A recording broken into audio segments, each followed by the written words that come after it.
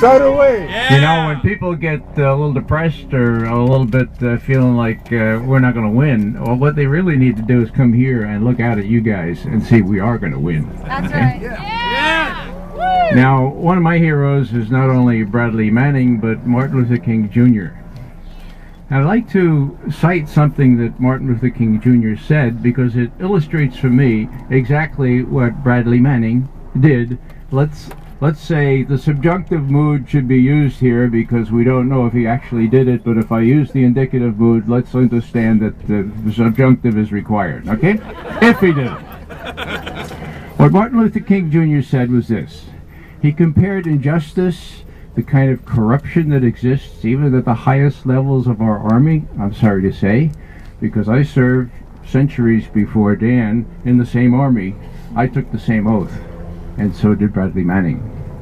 What Martin Luther King said was, like a boil that can never be cured until it is opened up with all its pus-flowing ugliness to the natural medicines of air and light, so too injustice can never be cured unless it is exposed to the light of human conscience and the air of national opinion before it can be cured.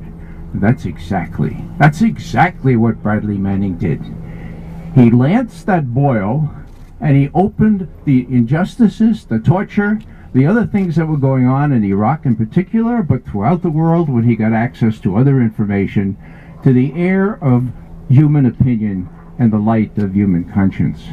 So that's why we applaud the Bradley Manning. That's why we stick with him. That's why we're not going to leave Bradley Manning, because he did for us what we all would do, I hope, in those circumstances. It takes unusual guts to do what he did. Now, he was 22 years old at the time, right? Okay.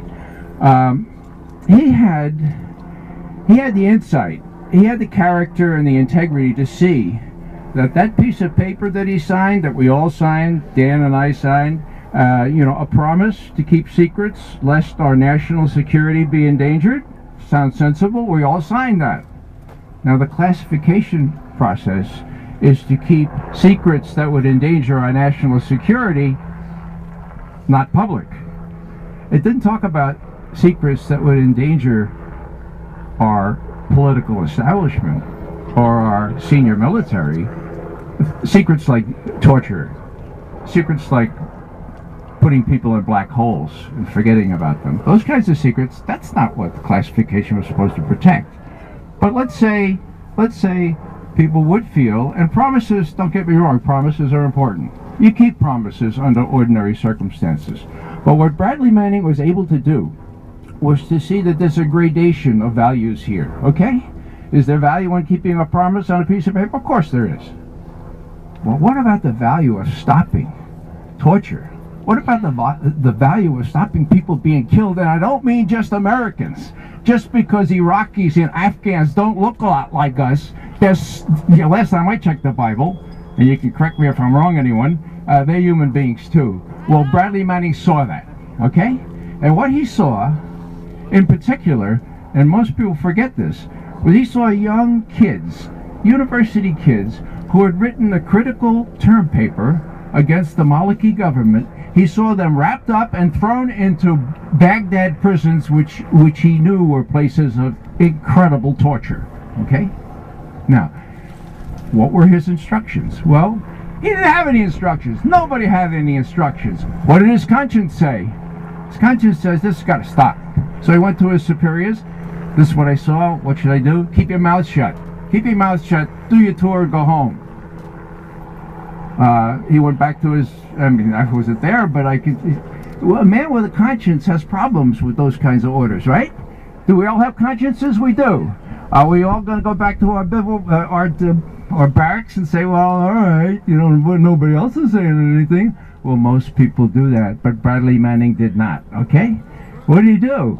Well, he found out some sort of other way to expose this. Now, would he go to the ABC or CBS or CNN reporter on the scene? Give me a break.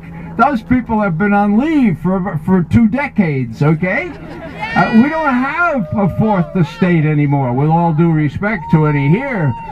And what Bradley Manning knew instinctively was there's a fifth estate. And where is it?